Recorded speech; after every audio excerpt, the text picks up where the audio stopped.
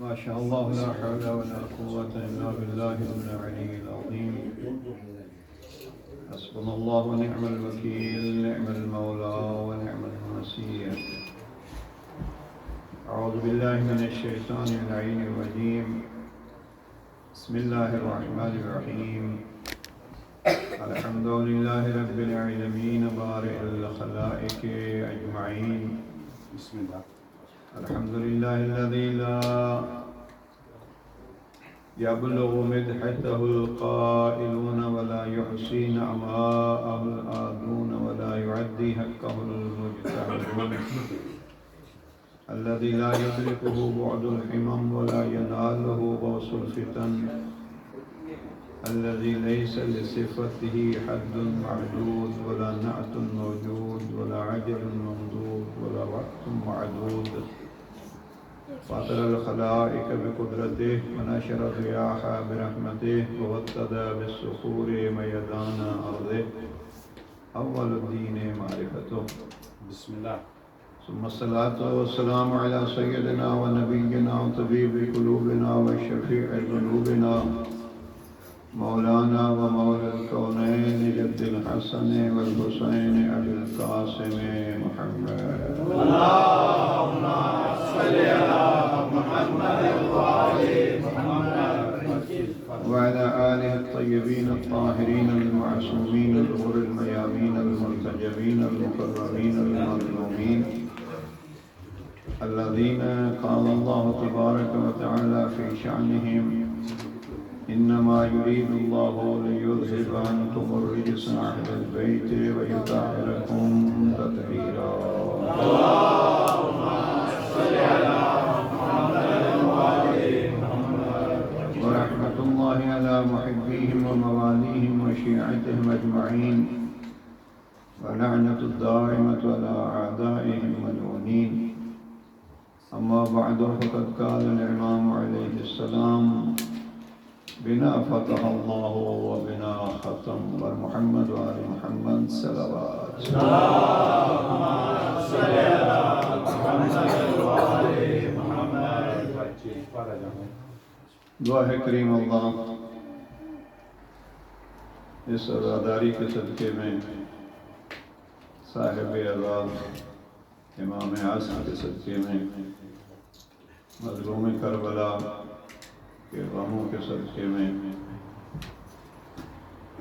جو مومنین جو حاجات لے کے اس شفا خانہ حسینی میں آتے ہیں، پروردگار ان کی مشکلوں کو حل فرمائے، ان کی حاجتوں کو پورا فرمائے، خصوص جو بیمار ہیں پروردگار ان کو شفا عاجلہ و کامل عطا فرمائے۔ سوائے غم اہل بیت کے عزیزان حاضرین و غائبین کو کسی غم میں مبتلا نہ فرمائے۔ کریم اللہ، دکھ ہمارے ہیں اور دکھوں کا دور کرنے والا تو ہے۔ بہت سارے ایسے دکھ ہوتے ہیں جو ہم تیری ذات کے علاوہ کسی کے سامنے بیان نہیں کر سکتے، بس تو جانتا ہے۔ پروردگار ہر دکھ کی دوا تو ہے۔ محمد والے محمد کو صدقہ سب کے دکھوں کو دور فرما، بالخصوص عزیزیوں جہاں تشریف فرما ہے، ان کی بیٹی اسپتال میں ہے، پروردگار عزیزہ کو صحت عاجلہ و کاملہ عطا فرما۔ کریم اللہ، جنہوں نے ہمیں عزاداری سکھائی ہے ہمارے درمیان ہیں، تو ان کی خدمت کی توفیق نصیب فرما۔ اس دنیا سے چلے گئے ہیں تو ان کو جوار سید الشہداء میں جگہ عنایت فرما۔ وارث عزاداری، وارث قرآن، امام عصر و زمان کے ظہور میں تعجیل فرما، اور یہ پرسری عزاداری امام کی خدمت میں پیش کرنے کی توفیق و شرف و سعادت نصیب فرما۔ دعاؤں کی قبولیت کے لیے ایک دفعہ صلوات پڑھ لیجیے۔ محمد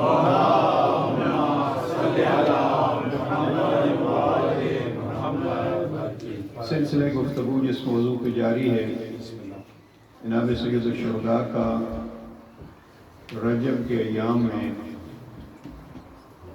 ولید کے دربار میں مختصر سی گفتگو جو امام نے اپنے تعارف کے طور پر ارشاد فرمائی ہے، اس کا ایک جملہ موضوع بحث ہے، ایک صلوات پڑھ لیجیے محمد و آل محمد۔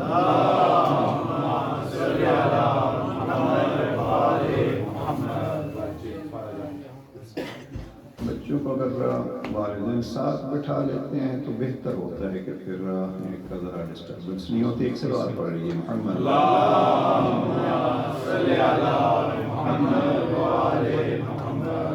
ایک دفعہ اور صلوات پڑھ لیجیے۔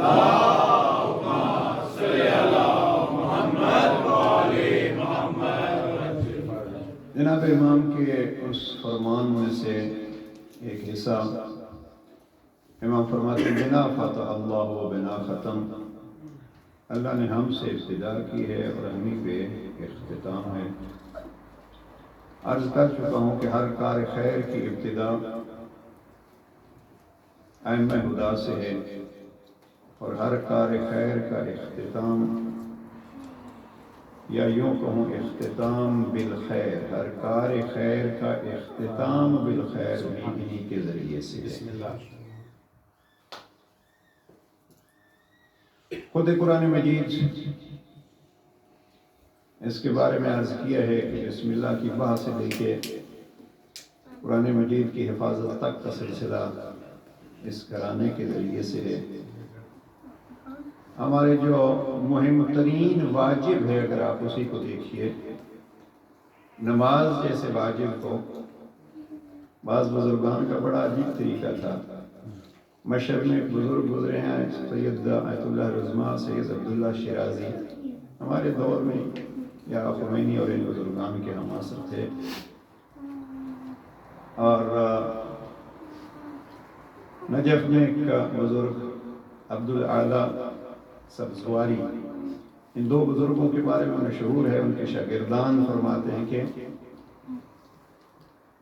جب نماز کے لیے کھڑے ہوتے تھے تو ظاہر ہے وہاں ان ممالک میں قبلہ اور کربلا کا رخ تھوڑا مختلف ہوتا ہے، تو وہ تکبیرۃ الاحرام کہنے سے پہلے قبلہ رخ کے بجائے کربلا کی طرف رخ کر کے کہتے تھے السلام علیک یا ابا عبداللہ، اور پھر قبلہ رخ ہو کے کہتے تھے نیت کر کے اللہ اکبر۔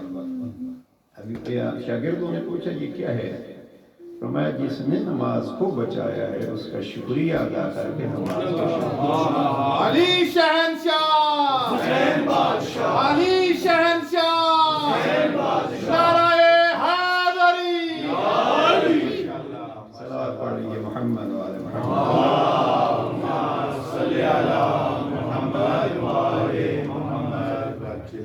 تو یہ نماز کی ابتدا، اور اگر نماز کے اختتام کو بھی دیکھیے بنا ختم، تو نماز 2 رکعتی ہو، 3 رکعتی ہو، 4 رکعتی ہو، اختتام نماز تشہد پہ ہوتا ہے، اور تشہد میں بھی 2 حصے ہوتے ہیں۔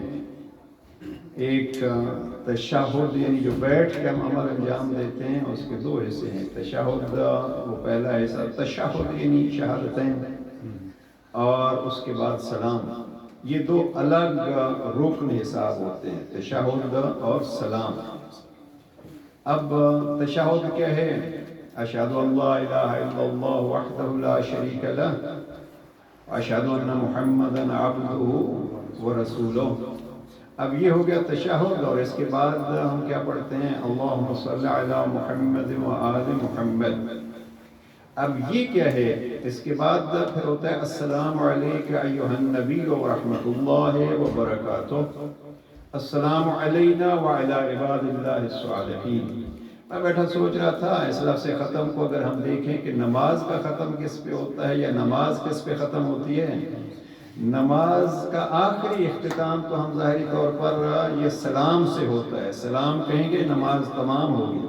میں بیٹھا سوچ رہا تھا کہ سلام کے پہلے جملے کیا ہیں؟ السلام علیک ایھا النبی ورحمۃ اللہ، الہی ہم نے ابھی تو تیری ذات کے ساتھ تیرے نبی کی شہادت دی ہے، اشہد ان محمدً عبدہ و رسولہ، تو پھر صلوات پڑھیے، پھر سلام جو ہے وہ پہلا نبی پہ، اور پھر نبی پہ سلام کہنے کے بعد السلام علینا وعلی عباد اللہ الصالحین، ہم بھی قابل سلام بن گئے، ہم پہ بھی سلام ہو، اور اللہ کے سارے صالح بندوں پہ سلام ہو، السلام علیکم ورحمۃ اللہ وبرکاتہ، جو لائق السلام ہے سب پہ سلام ہو۔ یہ لائق السلام بندے کب بنتے ہیں اور ہم کب اس قابل ہوتے ہیں کہ رسول پہ سلام کہہ سکیں؟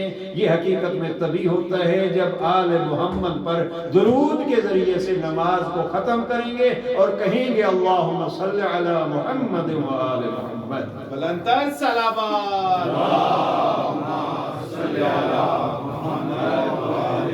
تو بنا فتح اللہ و بنا ختم، ہر شے کی ابتدا ہر کار خیر، بلکہ جو کل ریزیہ کلام پڑھے تھے جناب امام حسین علیہ السلام کے، وہاں ایک امام کا فرمان ہے، امام فرماتے ہیں کہ فینا کتاب اللہ انزل صادقا، اس رجزیہ کلام میں فینا کتاب اللہ انزل صادقا وفینا الہدی والوحی بالخیر یذکرو۔ اگر آپ پوچھنا چاہتے ہیں میں حسین جو آپ سے جنگ کر رہا ہوں تو ہم وہ ہیں کہ فینا کتاب اللہ انزل صادقا، یہ سچ یہ ہے کہ اللہ کی کتاب ہمارے بارے میں نازل ہوئی ہے، یا اللہ کی سچی کتاب ہمارے بارے میں نازل ہوئی ہے، وفینا الہدی، اور اگر کوئی ہدایت حاصل کرنا چاہتا ہے تو ہدایت ہم سے ہے، والوحی بالخیر یذکرو، اور اگر وحی جو آپ دیکھیں گے تو وہی بھی اچھائی کے ساتھ ہمیں یاد کرتی ہے۔ ماشاءاللہ، خوشنودی محمد و آل محمد، بلندتر صلوات۔ اب یہاں تین چیزوں کو امام نے ذکر کر دیا کہ ہماری عظمت کے لیے اللہ کی کتاب، ہدایت اور وحی کا ذکر کیا، اور اگلا مصرع جو امام نے رضیہ کلام کا ارشاد فرمایا، امام فرماتے ہیں میرے بابا کو بھی پہچانو۔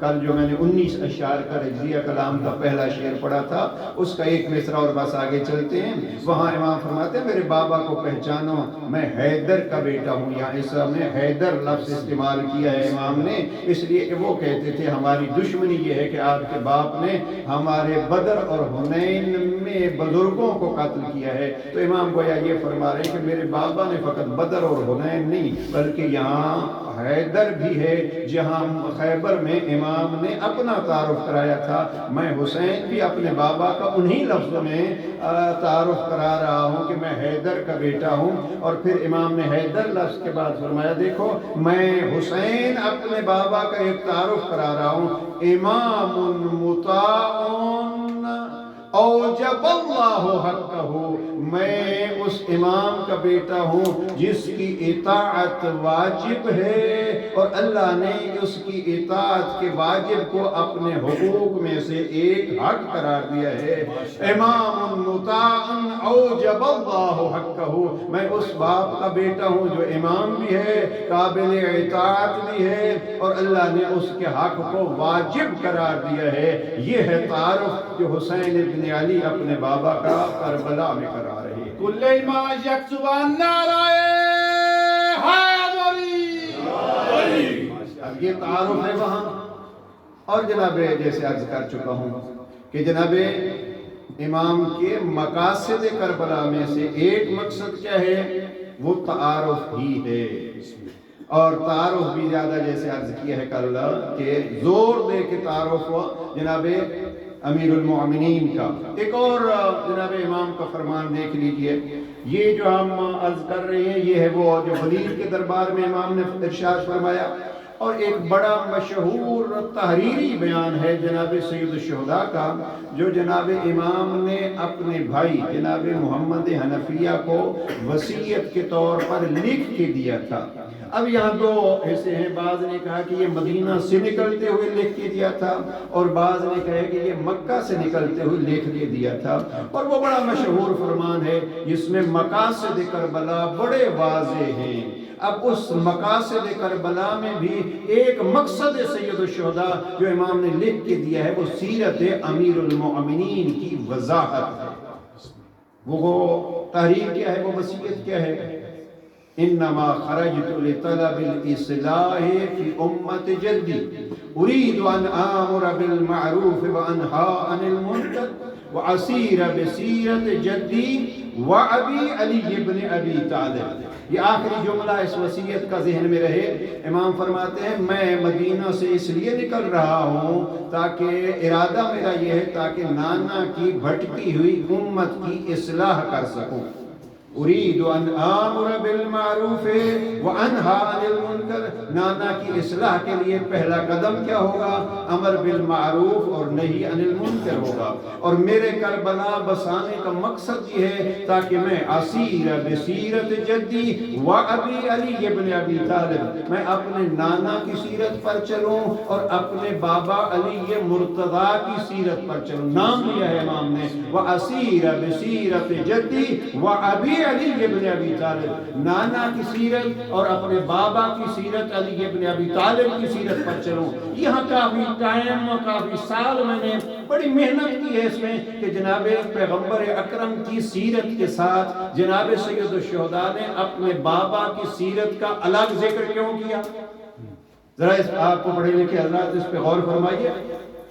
وَأَسِيرَ بِسِيرَةِ جَدِّي وَأَبِي عَلِي ابن ابی طالب، کیا سیرت مصطفیٰ اور سیرت مرتضیٰ الگ ہیں؟ جناب سید الشہداء نے کیوں ضروری سمجھا کہ یہ ارشاد فرمائے؟ یہ موضوع نہیں ہے، بس وقت ایک بات سمجھانے کے لیے کہ سیرت امیر المؤمنین کو سیرت مصطفیٰ سے الگ کیوں نقل کیا۔ کافی دقت کے بعد میرے لیے جو مسئلہ حل ہوا وہ یہ کہ جب تیسری خلافت کے انتخاب کی باری تھی، وہاں اگر آپ دیکھیں ان حالات کو دیکھیں، 6 نفری ایک شورا بنتی ہے، شورا میں کہ یہ شورا جس کو چنیں گی وہ خلیفہ بنے گا۔ ایک شخص جناب امیر المؤمنین کے سامنے آتا ہے جس کا آخری ووٹ تھا، وہ جس کے ووٹ کو ویٹو پاور حاصل تھی، اس نے آ کے جناب امیر المؤمنین سے کہا یا علی میں آپ کو ووٹ دے سکتا ہوں لیکن ایک شرط ہے، اور وہ شرط یہ ہے کہ آپ قرآن، سنت اور سیرت شیخین پر عمل کریں گے۔ بات اگر زیادہ گہری نہیں ہو گئی ہے تو پڑھے لکھے حضرات جو ہیں اس پہ ذرا ان دو جملوں کو ملائیے کہ جناب سید الشہداء نے سیرت جناب امیر المؤمنین کو الگ کیوں بنایا ہے اور پیش کیا ہے؟ اس کے لیے شورا کا وہ محال، شورا کا وہ موقع ذہن میں رہے کہ آپ کو ووٹ دیتا ہوں علی، آپ خلیفہ بن سکتے ہیں میرے ووٹ سے، شورا آپ کے حق میں جا سکتی ہے، لیکن شرط یہ ہے کہ آپ قرآن اور سنت کے ساتھ شیخین کی سیرت پر عمل کریں گے۔ امیر المؤمنین فرما رہے ہیں قرآن اور سنت رسول کے بعد مجھے کسی اور کی سنت و سیرت کی ضرورت نہیں ہے۔ اہل بیت کے دشمنوں پہ لعنت، نعرہ حیدری۔ اور جب جناب امیر المؤمنین نے شورا میں یہ شرط قبول نہیں کی تو جناب امیر المؤمنین سے خلافت لے لی گئی۔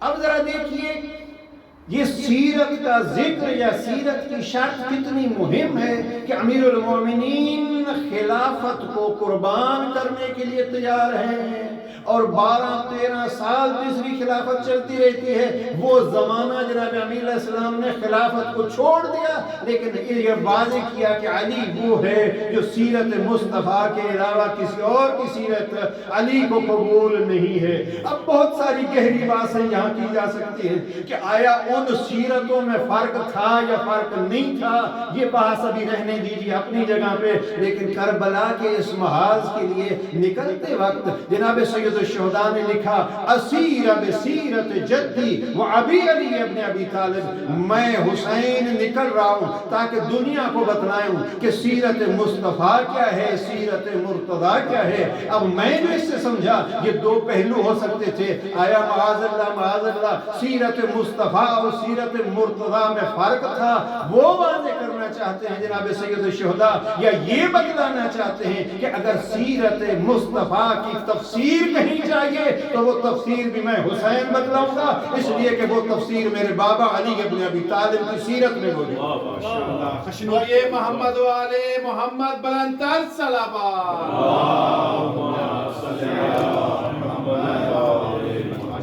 تو کربلا میں جناب سید الشہداء نے ایک چیز جو واضح کی وہ کیا؟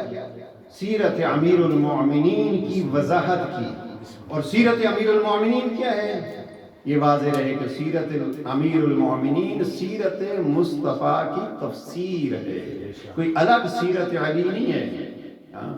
ایک کتاب ہے، بڑی اچھی کتاب، علامہ مفتی جعفر حسین مرحوم نے 3 کتابیں ان کی، اور تینوں کتابیں اپنے مقام پہ بڑی مہم۔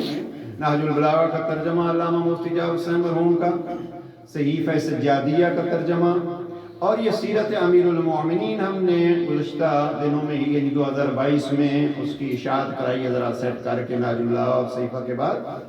وہاں جب وہ مباہلہ کی بحث کرتے ہیں علامہ مفتی جعفر حسین مرحوم، تو وہاں مباہلہ میں بڑی تفصیل سے لکھا ہے، اس کا خلاصہ کرتا ہوں۔ وہ فرماتے ہیں کہ جب مباہلہ کے لیے نجران کی عیسائی آئے اور آ کے پیغمبر اکرم کو مسجد میں سلام کیا اور ان کو سلام کے جواب کے بجائے رخ پھرتا ہوا نظر آیا، تو اب انہوں نے قرآن بھی پڑھا تھا جس میں پیغمبر اکرم کی عظمت کے لیے ہے کہ اِنَّكَ لَعَلَىٰ خُلُقٍ عَظِيمٍ، اور پیغمبر کی سیرت کو بھی دیکھا تھا۔ اب قرآن کی آیت بھی موجود ہے، پیغمبر کی ذات بھی موجود ہے، پیغمبر کی طرف سے جب ان کو سلام کا جواب نہیں ملتا تو اب پریشان ہو گئے کہ یہ مسئلہ کیا ہوا۔ مسلمان تو اب تک اپنے رسول کے اخلاق کے بڑے قصیدے پڑھتے تھے، لیکن ہم آئے ہیں تو اس نے ہمیں بلایا بھی اور پھر سلام کا جواب بھی نہیں دیا، یہ حقیقت کیا ہے؟ اب رخ موڑا پیغمبر نے۔ یہ دو چیزیں ذہن میں رہے، ذات پیغمبر بھی موجود ہے، آیت قرآن بھی موجود ہے، نجران کے عیسائیوں کو مصطفیٰ کا کردار سمجھ نہیں آ رہا۔ اب انہوں نے کیا کیا؟ مسجد سے باہر نکلے، باہر ان کے جاننے پہچاننے والے 2 افراد میں نام لکھے مفتی صاحب نے، ان سے پوچھتے ہیں یہ ہمارے ساتھ کیا ہوا، یہ آپ کا رسول کیا کر رہا ہے، اس نے ہمارے ساتھ کیا کیا ہے؟ انہوں نے کہا یہ تو پتہ نہیں ہے ہمیں کہ یہ کیا کیا ہے، لیکن ہم اتنا بھلا کر سکتے، اللہ میرے ہیں، اتنا بھلا کر سکتے ہیں کہ آپ کو اس کا پتہ دے سکتے ہیں جس کو اس کا پتہ ہے۔ نعرہ حیدری، کل ایمان نعرہ حیدری، ہم اس کا پتہ دے سکتے ہیں جس کو اس کا پتہ ہے کہ یہ ہو کیا رہا ہے۔ اب آپ مباہلہ تو مجھے پڑھنا نہیں، آپ مباہلہ سن چکے ہوں گے۔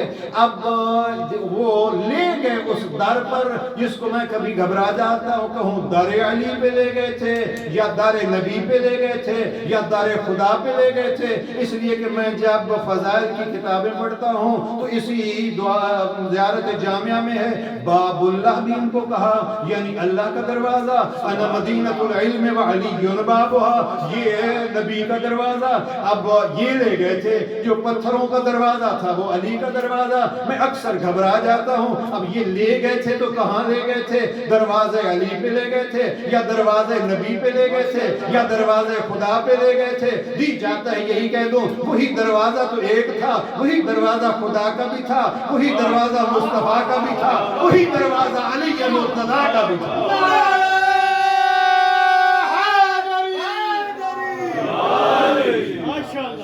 صلوات پڑھ لیجئے محمد۔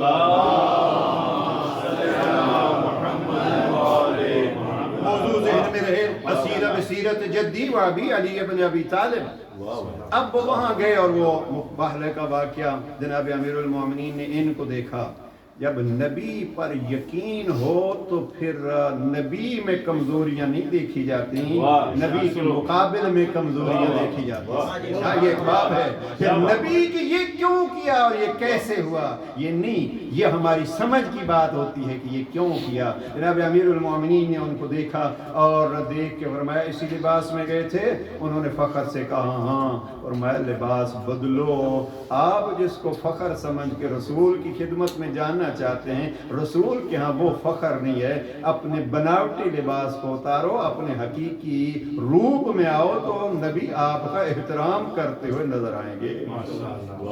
اب اس لیے میں جو سمجھا ہوں اس جملے سے، جناب سید الشہداء نے یہ جو لکھا ہے اسیرہ بسیرت جدی و ابی علی ابن ابی طالب، میں مدینہ سے نکل رہا ہوں تاکہ نانا کی امت کی اصلاح کروں، امر بالمعروف اور نہی عن المنکر کروں، اور نانا کی سیرت پر اور بابا علی ابن ابی طالب کی سیرت پر دنیا کو چلاؤں اور خود بھی اس پہ چل کے دنیا کو دکھاؤں۔ تو اب اس سے محسوس یہ ہوا، میں یہی سمجھا کہ جناب سید الشہداء واضح فرمانا چاہتے ہیں سیرت مصطفیٰ کی اگر تشریح ہو، تفسیر دیکھنی ہو، خواہ وہ تحریر میں ہو خواہ عمل میں ہو، تو وہ کردار علی میں نظر آئے گی، گفتار علی میں نظر آئے گی۔ خوشنودی محمد و آل محمد، بلندتر صلوات۔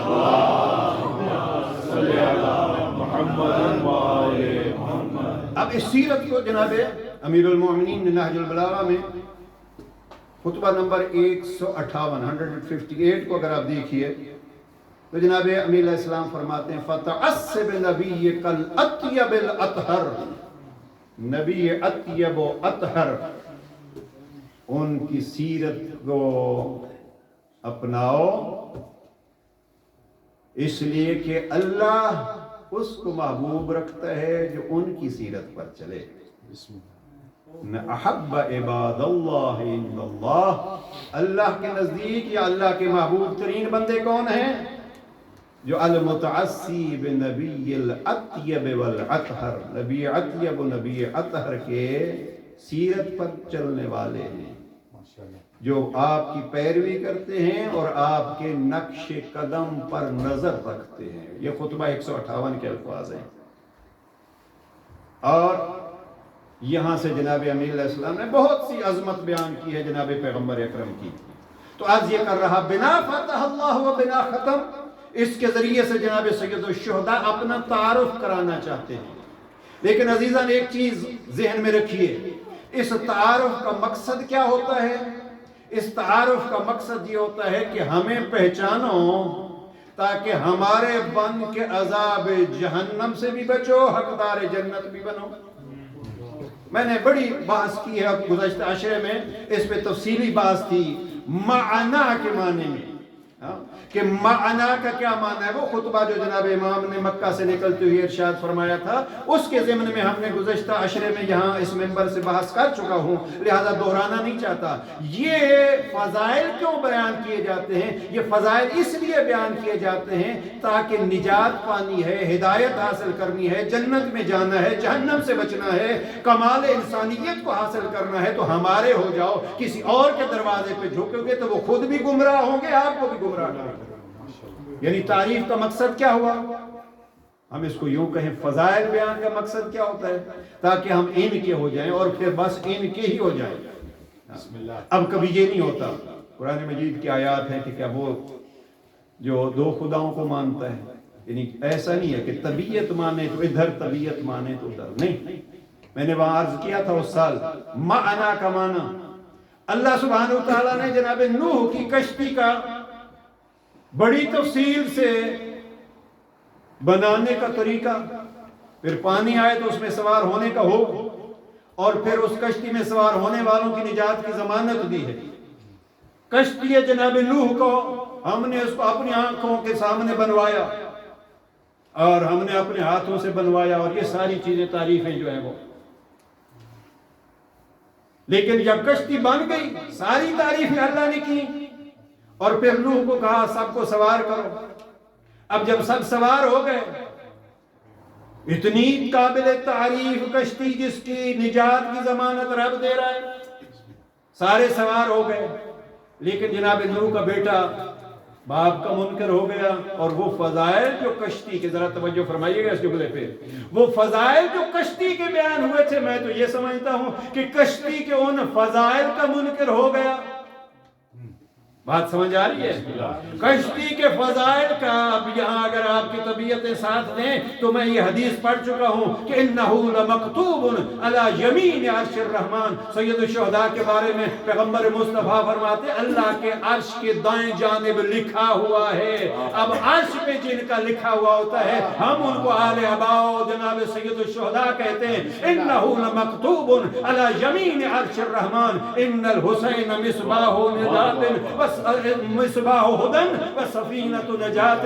حسین ہدایت کا چراغ ہے، نجات کی کشتی ہے. یہاں حسین کو اکیلا کشتی نجات قرار دے کے جناب سید الشہداء کو اس مقام پر پیش کیا جا رہا ہے. اگر آپ نے نجات طلب کرنی ہے تو حسینی بن جاؤ. علی شہنشاہ، علی شہنشاہ، نعرہ حیدری. یہ فضیلت والی کشتی. لیکن اب بیٹے نے کیا کیا؟ باپ نے دعوت دی یا بنی ارکب معنا.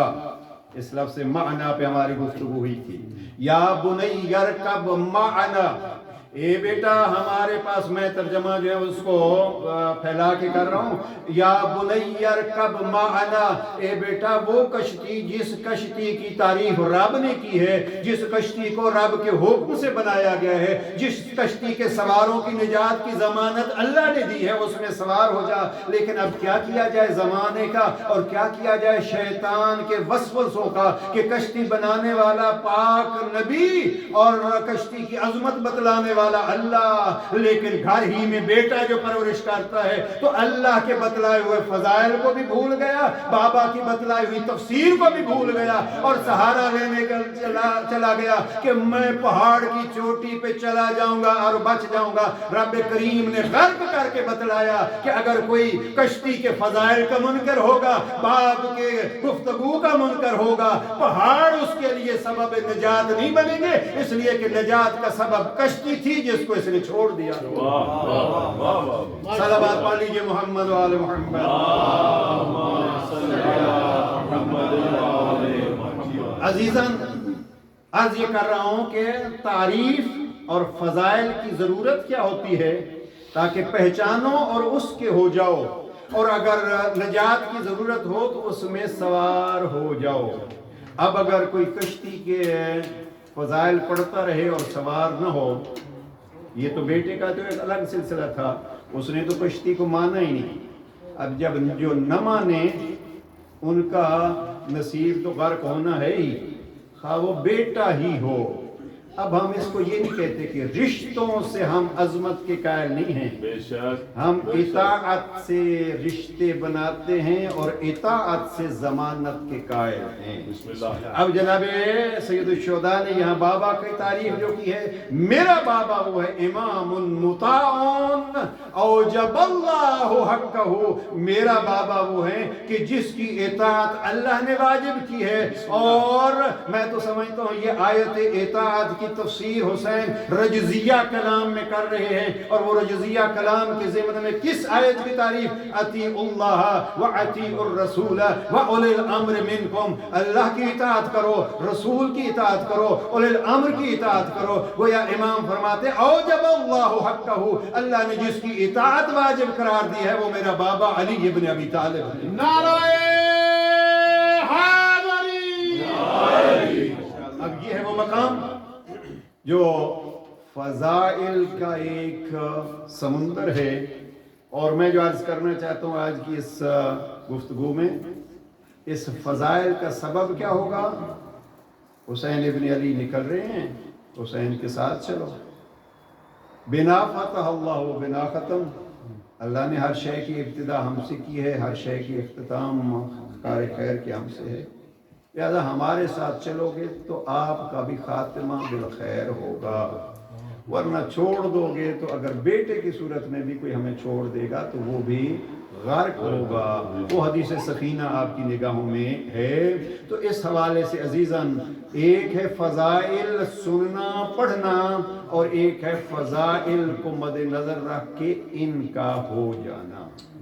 بس آج کی اس گفتگو میں کیونکہ میں نے ضمناً یہ بھی عرض کیا تھا کہ نہج البلاغہ کے اصول ہیں، کربلا میں عمل ہے. نہج البلاغہ میں بھی عظمت بیان کرتے کرتے جناب امیر المؤمنین یہی فرماتے ہیں ہمارے ہو جاؤ. ایک حوالہ دے چکا ہوں اور اس پوائنٹ کو بھی نوٹ کیجئے گا. یہ نہج البلاغہ مفتی جعفر حسین مرحوم کے ترجمے کو دیکھیں گے تو خطبہ نمبر 85 ہے. فضائل کا ایک بہترین خطبہ 85 میں جناب امیر المؤمنین فرماتے ہیں این یطاحکم این تذہبون و این یطاحکم، کہاں جا رہے ہو اور کہاں آپ کو بھٹکایا جا رہا ہے. وفیکم عطرۃ نبیکم، آپ کے درمیان نبی کی عطرت موجود ہے. والاعلام قائمۃ، جھنڈے کھڑے کر دیے گئے ہیں، بلند کر دیے گئے ہیں. والآیات واضحۃ، نشانات روشن کر دیے گئے ہیں. والمنار منصوبۃ، اور چمکتے ہوئے مینار آپ کے درمیان موجود ہیں. تو پھر این تذہبون وانا تؤفکون، یہ قرآن مجید کی آیت سے جو لفظ لی ہیں جناب امیر نے، پھر آپ کہاں جا رہے ہو اور آپ کو کہاں دھکیلا جا رہا ہے. عطرت نبی آپ کے درمیان موجود ہے، ان کو دیکھو. اور پھر امیر فرماتے ہیں ان کو پہچانو. ہم عظمت الحق، وہ حق کی باغ ڈور ہیں.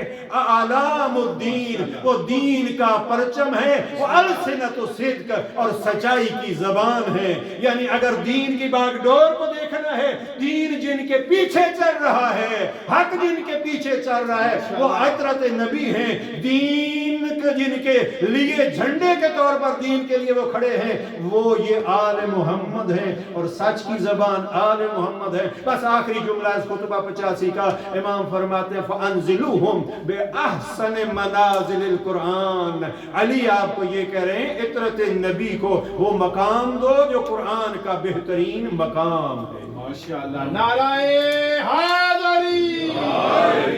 عطرت نبی کو وہ مقام دو جو قرآن کا بہترین مقام ہے. یہ ذہن میں رہنا چاہیے. خطبہ 85، اور یہ اس ایک خطبے میں کم از کم 1 درجن فضائل اہل بیت موجود ہیں. تو جناب عزیزان، جناب امیر المؤمنین نے فضائل بیان کیے، جناب سید الشہداء نے ان فضائل کو دہرایا. تو چاہا کیا کہ پھر ہماری سیرت پہ چلیں. اب ہمیں دیکھنا ہے کہ ہم کہاں کھڑے ہیں. کیا زندگی کے کسی موڑ میں ہم نے دیکھا ہے کہ میرے مولا کی سیرت کیا ہے؟ کیا کسی گناہ کو ہم نے کبھی اس بیس پہ چھوڑ دیا ہے کہ میرے امام نے اس سے منع کیا ہے؟ یا کیا کسی طرف قدم ہم نے اس نیت سے بڑھایا ہے کہ میرے امام اس طرف جا رہے ہیں؟ یا ساری زندگی ہم معاذ اللہ کرتے اپنی مرضی رہیں، اپنی خواہشات. پیارا ساتھی علی کا مالک اشتر، کیا کریں جیسے علی تکبیر، اللہ اکبر، نعرہ رسالت یا رسول اللہ، نعرہ حیدری یا علی، بلندتر صلوات. اللہم صلی علی محمد و آل محمد. کوشش کروں گا ایک دن اسی عشرے میں اگر ہو سکا تو علی کے پیاروں کو علی نے کیسے یاد کیا. بہرحال ایک کوشش کروں گا، وعدہ نہیں ہے. تو ایک پیارا جناب امیر کا مالک اشتر، 1-2 جملے کل پرسوں کہے تھے. خط 53 جناب مالک اشتر کو جناب امیر المومنین فرماتے مالک علی کی بات سنو. احب الذخائر عند اللہ ذخیرۃ العمل الصالح. اللہ کے نزدیک کوئی پسندیدہ ذخیرہ ہے، محبوب ذخیرہ ہے، کوئی جمع کرنے کے لیے اچھی چیز اللہ کے ہاں ہے تو وہ کیا ہے؟ العمل الصالح، نیک اعمال کا ذخیرہ اکٹھا کر لو. یہ اللہ کو پسند ہے. یہ اللہ کی پسند کون بتلا رہا ہے؟ کسے بتلا رہا ہے؟ میرا علی اپنے پیارے مالک اشتر کو بتلا رہا ہے. یا علی ہم اس زمانے میں تو نہیں تھے. امیر المومنین فرماتے ہیں زمانے بدلتے رہتے ہیں لیکن آپ کے امام کا فرمان نہیں بدلتا، جو کل مالک اشتر کے لیے تھا آج یہاں نیو کاسل کے مومن کے لیے بھی وہی ہے۔ علی مالک کو بتلا کے ہمیں سمجھا رہے ہیں دیکھو آپ کے لیے بھی عمل خیر اور کوئی چیز کٹھی کرنی ہے، بینک بیلنس اور بارکلے اور فلاں اور اس میں جتنے آپ کا یہ بینک بیلنس ہوگا، اکاؤنٹ آپ کا جو بھی ہوگا ہوتا رہے، لیکن علی کا بتلایا ہوا بہترین اکاؤنٹ کیا ہے؟ عمل صالح۔ یہ محمد والے محمد بلندر صلوات۔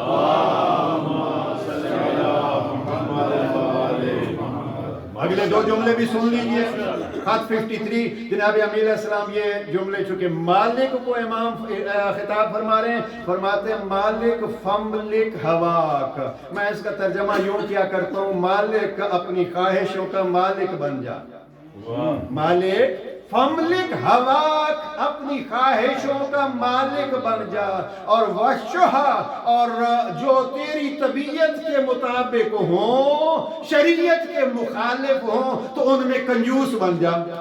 یہ دو جملے جو ہیں وہ مالک کو فرمائے امام نے، اور آج اگر کچھ نہ یاد رکھ سکے عزیزان تو یہ خط 53 کے ابتدائی حصے کے جملات ہیں۔ مالک اپنی خواہشوں کا مالک بن جا، اور مالک جو رب نے تیرے لیے حلال نہیں قرار دیا ہے اس میں بخیل بن جا۔ اب یہ ہے علی کا حکم، اور اسی لیے فضائل پڑھ رہے ہیں تاکہ پھر شک شبہ نہ ہو کہ میرے علی کے فرمان کا ہوگا کیا۔ جب علی کے فرمان پہ ہم عمل کریں گے تو پھر حارث حمدانی کی طرح فرمائیں گے آپ موت کی آغوش میں ہوں گے۔ یہ ایک دو جگہ نہیں، معصوم فرماتے ہیں پھر آپ پر جو مشکلات ہوں گے 7 مشکل مقامات پر ہم آل محمد آپ کے ساتھ ہوں گے۔ بسم اللہ۔ جشنودیے محمد والے محمد بلندر صلوات۔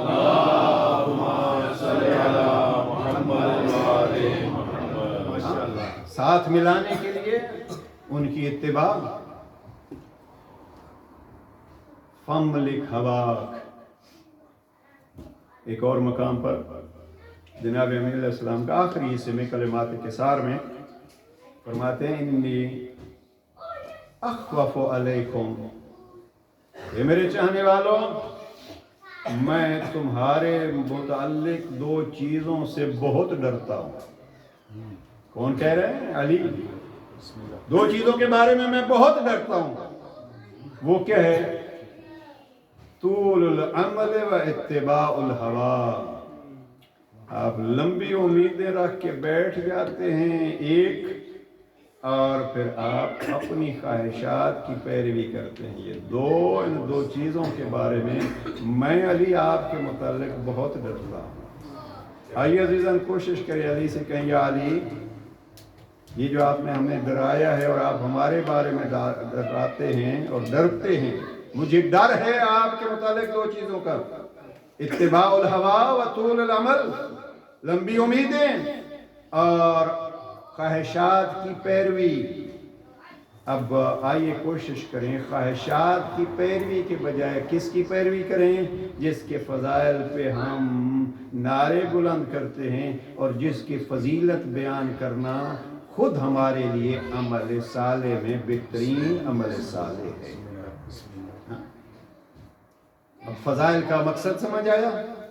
اور عزاداری میں جب یہ ہم فضائل بیان کرتے ہیں تو ان کا مقصد بھی یہ ہے کہ ہم ان کو پہچانیں اور پھر اطمینان کے ساتھ۔ اطمینان کیسا ہوتا ہے؟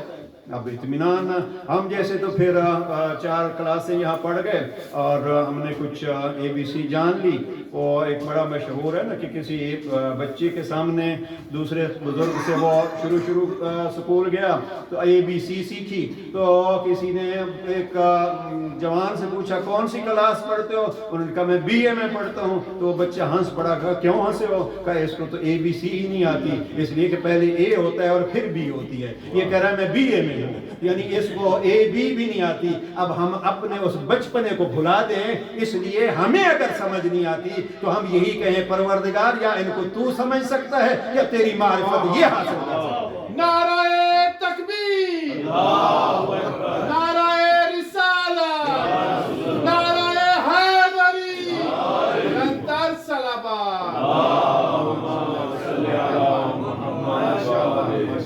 وہ بڑا مشہور واقعہ آپ سنتے رہتے ہیں، یہ سمجھ کی بات جو ہے وہ اور ہوتی ہے، یہ اتباع کی بات اور ہوتی ہے۔ وہ بڑا مشہور واقعہ اکثر نقل کرتے ہیں چھٹے لال ولایت کے بارے میں کہ امام کے پاس ایک شخص آیا، مجھ جیسا کوئی تھا، میں مولا آپ کے لیے یہ کرتا ہوں اور وہ کرتا ہوں اور یہ لکھا ہے اور وہ لکھا ہے اور یہ پڑھا ہے اور وہ پڑھا ہے، اتنے مومنوں کو ہدایت کی ہے اور اتنوں کو جھڑکیاں دی ہیں اور اتنی کی توہین کی ہے، یہ سارے قصے جو ہیں وہ اس میں آپ کے لیے یہ کرتا ہوں، میں آپ کے لیے یہ کرتا ہوں، اور اس کے آپ بلند کیوں نہیں ہوتے، آپ انقلاب کیوں نہیں لے آتے، آپ آواز کیوں نہیں بلند کرتے؟ جناب امام سارے سنتے رہے، فرمایا ایسے بہرحال بہت سارے شیعہ ہوں گے، ہاں ہوں گے، مولا بڑے ہیں، آپ اگر انقلاب کریں تو بہت سارے آپ کے ساتھ دیں گے۔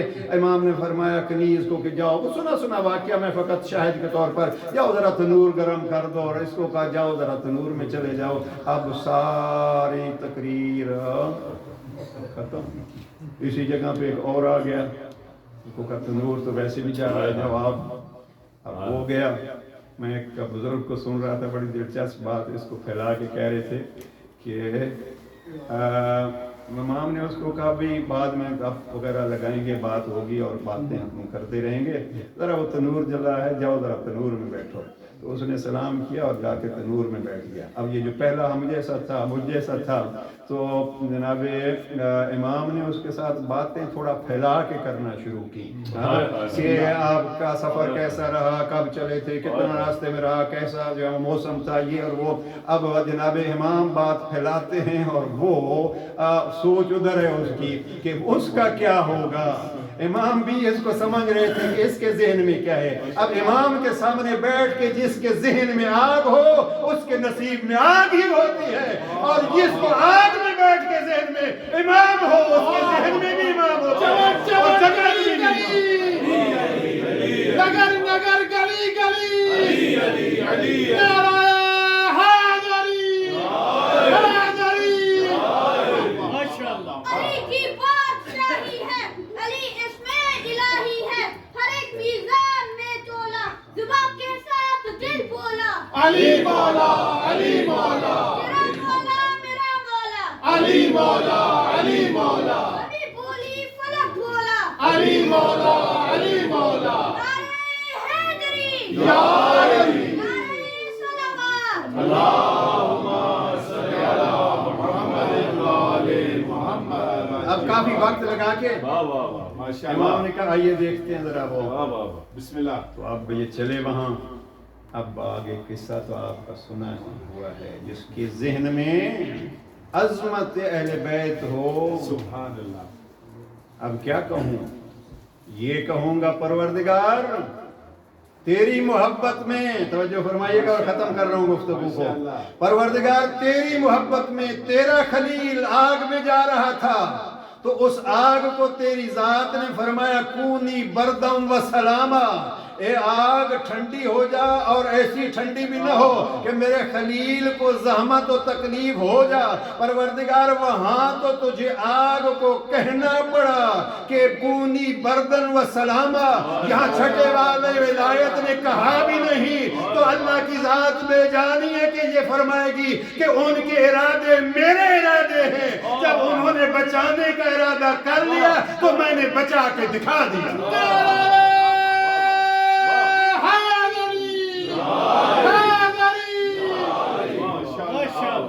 اب یہ لمبی سوچوں میں نہیں پڑو کہ انہوں نے کہا تو ہم کیا کریں، انہوں نے کہا یہ چیزیں حرام ہیں، بلکہ یہ وہ بچہ کیا کہہ رہا تھا انگلش میں، ویری حرام ہے، تو یہ ویری حرام ہے، اس ویری حرام کو ہم اگر کریں تو اس کو گناہان کبیرہ کہہ سکتے ہیں۔ بچے کی اپنی زبان میں جو ہے وہ ایک عام گناہ ہوتا ہے، گناہ کی تقسیم ہے، تو اس ویری گناہ کو میں سوچ رہا تھا کہ یہ گناہ کبیرہ ہے۔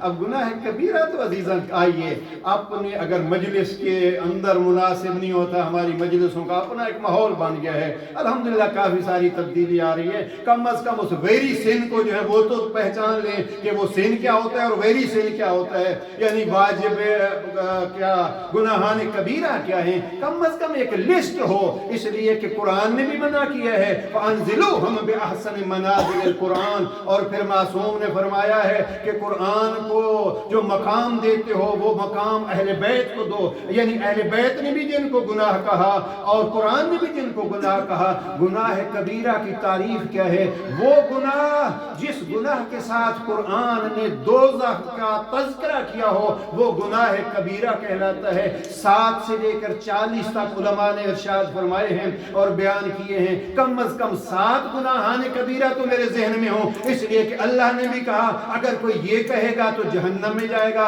मेरे इमाम ने भी यही कहा ये करेगा तो जहन्नम में जाएगा। अब वो 7 कम अज कम मालूम कर लीजिए ताकि हम उनसे बच जाएं। जी गुनाह कबीरा। बुजुर्ग आते थे अपने ज़माने में, ये रिवायत मैं नकल कर रहा हूँ वसाइल शिया से, जनाब शाह अब्दुल अजीम तेहरान में रय में जिनकी कब्र है, वो बहुत सारे सबक हैं। आते थे इमाम मोहम्मद तकी अलैहिस्सलाम, ये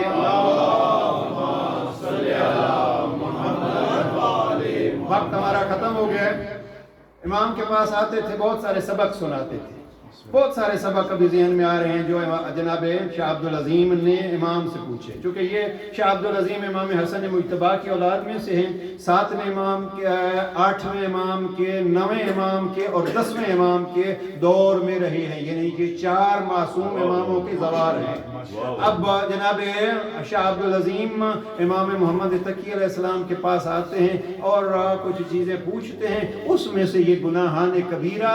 अब गुनाहान कबीरा में पहला गुनाह है शिर्क, दूसरा गुनाह वक्त होता तो इसकी वजाहत करूंगा, शायद यहीं से कल शुरू कर दें। पहला गुनाह है कबीरा क्या है, पहला गुनाह है कबीरा है शिर्क, दूसरा गुनाह है कबीरा है अल्लाह से मायूस हो जाना, रौहुल्लाह लफ्ज़ है।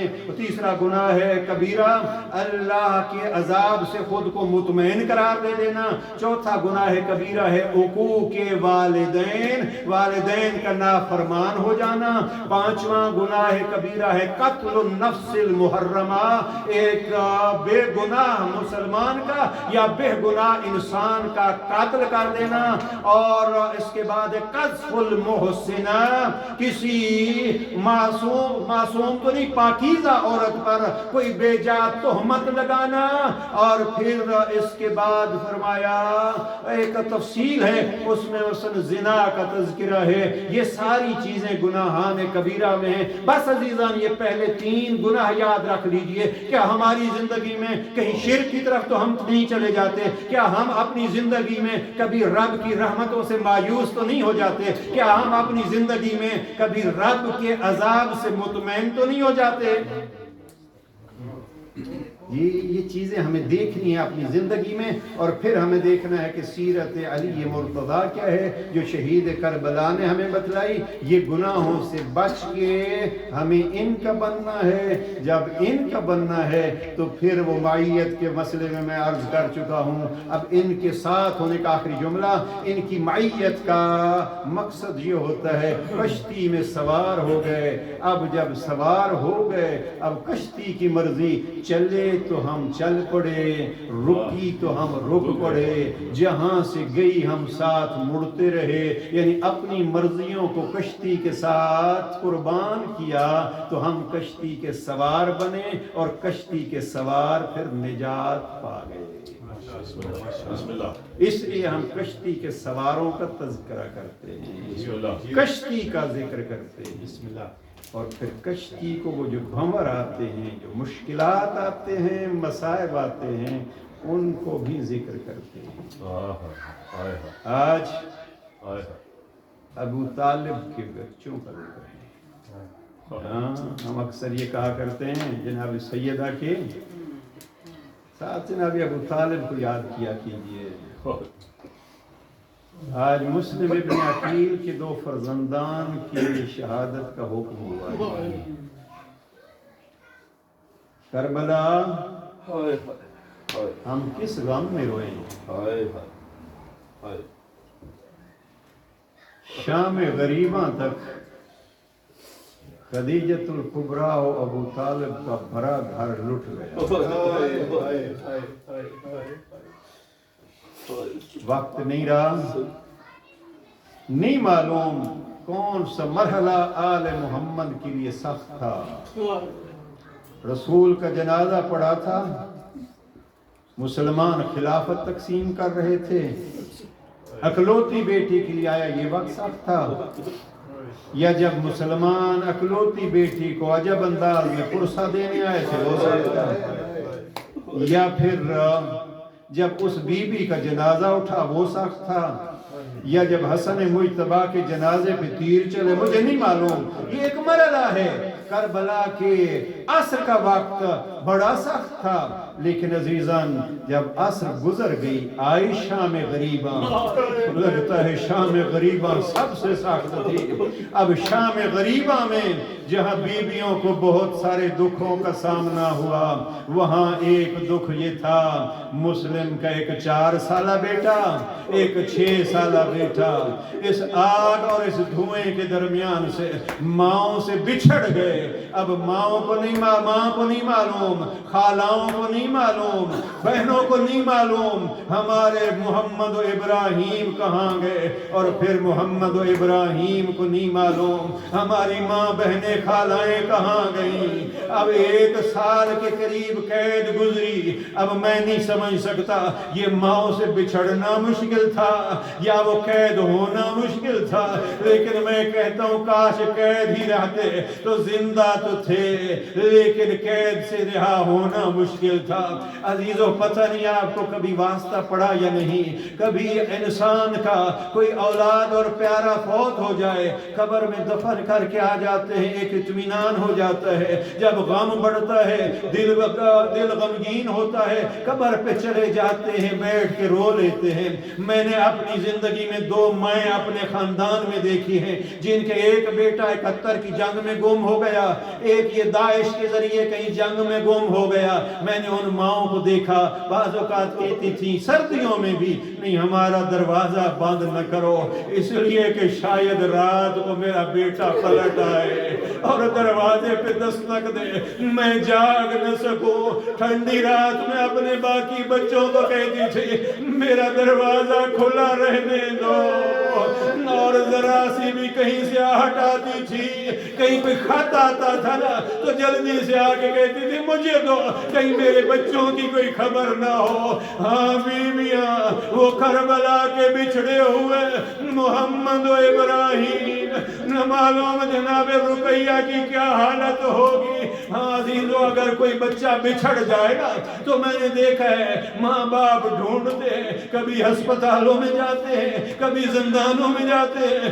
کبھی بازاروں میں جاتے ہیں، شاید کہیں بھٹک گیا ہو، چھوٹی عمر تھی، 4 سال اور 6 سال کی عمر تھی، شاید بھول گئے ہو۔ میں سمجھتا ہوں رقیہ بازار سے بھی گزر رہی ہوگی تو نظر چھوٹے بچوں پہ ہوگی، شاید میرا محمد اور ابراہیم ہو، مگر بیوی تیری قسمت میں یہ بچے نہیں ہوں گے۔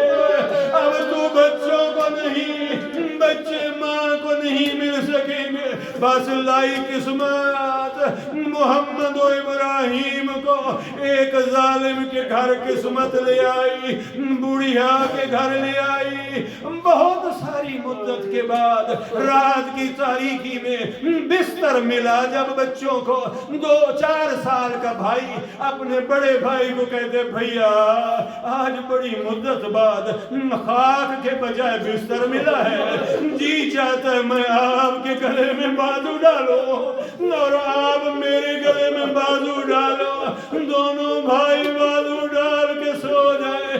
بس عزیزو سو گئے دونوں بھائی۔ جن گھروں میں چھوٹی اولاد ہے میں نے اپنے گھروں میں دیکھا ہے جب بڑا بہن بھائی ہو نا کوشش کرتا ہے میرا چھوٹی بہن میرا چھوٹا بھائی کہیں گر نہ جائے۔ ہاں اب آ گئے وہ بچے اس بوڑھی کے گھر میں، رات ڈھلی، گلے میں بازو ڈالے ہوئے، اپنے بابا کو جو خواب میں دیکھا، نانا کو جو خواب میں دیکھا، آ جاؤ میرے بچوں آ جاؤ، آپ کے غم ختم ہو گئے ہیں، آ جاؤ اب چھوٹے بچے کی چیخ بلند ہوئی، بڑے کو جگاتا ہے، بھیا نانا نظر آئے، بھیا بابا نظر آئے، بھیا لگتا ہے ہمارا آخری وقت ہے۔ بڑا بھائی بھی رو کے کہتے ہیں ہاں بھیا میں نے بھی یہی دیکھا۔ اب یہاں پہ دونوں بھائیوں نے رونا شروع کیا، ظالم کے کانوں تک آواز پہنچی، اندھیرے کمرے میں آیا، بس عزیزوں میں پڑھ لوں گا اور آپ سن لیں گے۔ اندھیرے کمرے میں ظالم آیا جو دن بھر ان بچوں کو انعام کے لیے تلاش کرتا رہا، اب آیا تو کیسا آیا؟ اندھیرے میں ہاتھ مارتے مارتے ظالم آیا، پہلے چھوٹے بچے کے جسم پہ جو ہاتھ لگا، اب دعا کرو کوئی یتیم کسی ظالم کے ہاتھ یوں نہ آئے جیسے مسلم کے بچے آ گئے۔ اب ظالم نے بچے کے جسم پہ ہاتھ اٹھایا، نازک چہرے پہ تماچا لگایا، حضرت اللہ نازک جسم پہ ہاتھ لگا تو چہرے پہ تماچا مارا۔ اب رات کیسے گزری؟ ایک ستون کے ساتھ کھڑے ہوئے رات گزر گئی، صبح ہوئی، ظالم لے چلا، غلام نے بھی انکار کیا، بیٹے نے بھی انکار کیا، لے گیا وہاں جہاں مقتل ہے، پروردگار لے جائے وہاں کوفہ میں بڑا رویا اس پہ، اور یہ جملہ کہتا رہا کہ جناب رقیہ بار بار وہ جملہ دہراتی تھی، یا راد یوسف الابی، اے یعقوب کو یوسف ملانے والے اللہ، میرے دو یوسف بچھڑ گئے، مجھے میرا محمد و ابراہیم ملا۔ بس عزیزوں بیٹے تو انتظار میں تھے، کبھی اس ظالم کو کہتے تھے ہمیں جا کے بازار میں بیچ دے، ہمیں ابن زیاد کے سامنے زندہ لے جا، کہ شاید کہا ہوگا ہمیں لے جا مدینہ میں، کوئی تو ہوگا جو تجھے اتنا انعام دے دے گا۔ بس عزیز و ظالم نے کیا کیا؟ پہلے بڑے بھائی کے گردن پہ تلوار چلائی۔ دعا کرو شریعت اسلام میں یہ منع ہے، حیوان کے سامنے حیوان کو ذبح نہ کرو، قربان ابو طالب کی نسل۔ 6 سال کا چھوٹا بچہ 4 سال کے بچے کے سامنے ذبح ہوا۔ چھوٹے بچے نے جلدی سے خود کو آگے بڑھایا، بھائی کے خون میں خود کو لت پت کیا، میں نانا کو یوں ہی بتلاؤں گا۔ ابھی ظالم کی تلوار چلی، مختصر کر رہا ہوں بس 2 جملے اور۔ ظالم کی تلوار چلی، سر لے کے آ گیا۔ ابن زیاد نے جب سر دیکھے کہا کوئی ہے جو ان سروں کو دھو کے لائے۔ جب سروں کو دھو کے لایا، علامہ صفدر حسین مرحوم پڑھ رہے تھے، جب ابن زیاد جیسے ظالم نے ان چاند جیسے چہروں کو دیکھا تو چھوٹے بچے کے چہرے پہ نظر پڑی اور دیکھا کہ اس کے چہرے پہ تماچے کا نشان۔ اب مرحوم پڑھا کرتے تھے، اب ابن زیاد جیسا ظالم برداشت نہ کر سکا، 3 دفعہ اٹھا اور 3 دفعہ بیٹھا اور کہا ظالم کچھ کہتے تھے، میں کہتا ہوں ابن زیاد تو یہ تماچا نہ دیکھ سکا، لیکن اس گھرانے میں تو بڑے بڑے ظالموں نے ظلم کیے، 2 تماچے اس سے پہلے گزر چکے تھے اور ان تماچوں کے ساتھ وہ چہرے دفن ہو چکے تھے۔ ایک تماچوں والا چہرہ ننھی سکینہ سید سجاد اکیلے، بہن کا جنازہ ہاتھ میں، جب دفن کیا بابا سکینہ کا چہرہ زخمی ہے۔ بس آخری جملہ عزیزوں، اور ایک چہرہ اگر مصائب کو سمجھ سکو عزیزان، ایک چہرہ جو زخمی حالت میں دفن ہوا تھا، تماچے کے ساتھ دفن ہوا تھا، وہ چہرہ مدینے میں دفن ہوا۔ دفن کرنے والے علی تھے۔ جب رات کی تاریکی میں زہرا بلعیہ کو غسل دیا، زہرا کے چہرے کو دیکھا، علی روتے روتے دیوار کے ساتھ بیٹھ گئے۔ نبی کی بیٹی تماچوں کے داغ مجھ سے بھی چھپاتی رہی، الا لعنة الله على القوم الظالمين